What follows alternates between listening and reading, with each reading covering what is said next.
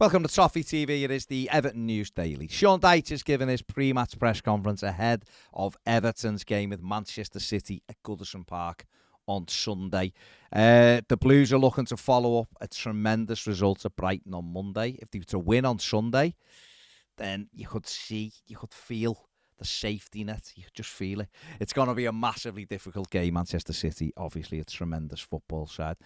Sean Dyche was asked about Seamus Coleman. Was there any update on his injury? This is what the manager had to say on Seamus Coleman. Yeah, he did have an operation. It's straightforward in the view of the medical side of things. I don't know the official way they've treated it in the sense of the operation, but apparently it's gone really well when they got in there as they expected, so hopefully it'll be a straightforward recovery, and all being well, should be fit for next season.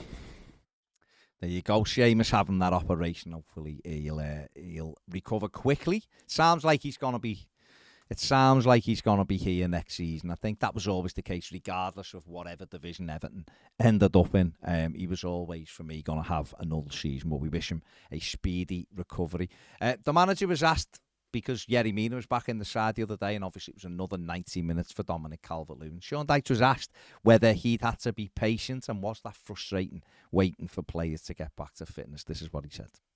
Well, we'll see.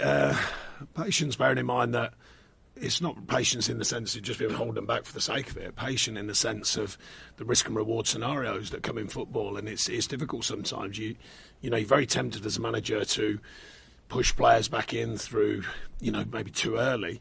In my experience, it doesn't very often pay you back. So we were trying to get players, more so with Dom because of his history, or recent history, I should say. More get him to a point when he's almost as close to being fully match fit as you possibly can. Before you drop him back into full training. Whereas often you'd use full training to get the final bit of fitness. But I think because of his history, I felt that it needed properly solving. We were unfortunate the first time round because he was just at the cusp of being fully fit and he nicked his hamstring again. So then you have to be extra careful. So that was the challenge. But still use the same process. And I think we've seen from his performances, he does look very fit and strong. So that's going to be important over the coming games, of course. But it's a real risk and reward with it, especially more so with muscle injuries. Sorry, that's always a trickier scenario, I think. And Yerry's been fit since he's been here. It's just keeping proper fitness. I thought he did well the other night, fitness-wise. Not easy because obviously the games program at the minute is very skinny. We've managed to get a couple of games in between the time I've been here, but not many.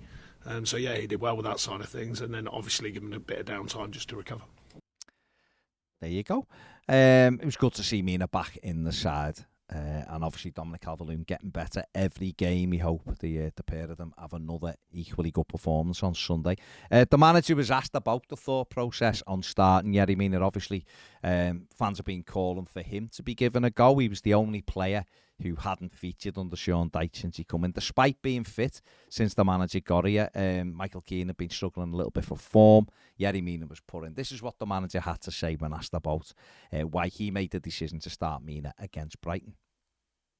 Yeah, Yerry's, I think, I'm right in saying he's the only player that hasn't stepped on the pitch for us in real terms. So at some point, I've got to look at that as well and go, right, okay, could he offer us something different than what we're doing?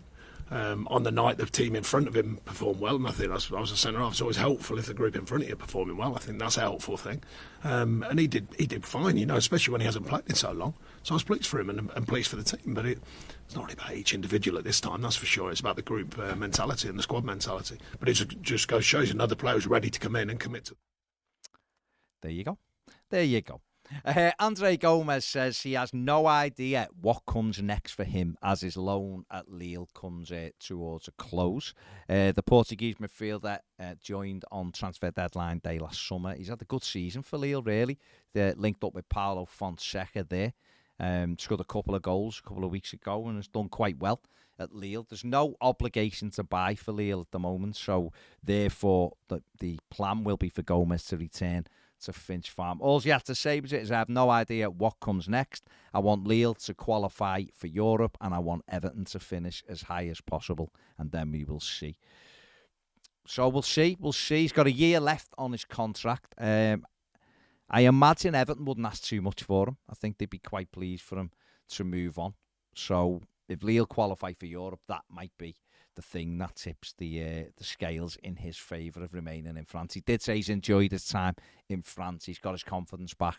He had to move to France to see whether he could still perform at a top level. Obviously, having the confidence of Paulo Fonseca has helped him. So, see what happens with Andre Gomes there. And finally, Isaac Price may well have played his last minutes for Everton Football Club as he closes in on a move to Standard Liège. The young midfielder refused to sign a new deal at Goodison Park, being frustrated by not being given any kind of pathway, I imagine, into Everton's first team.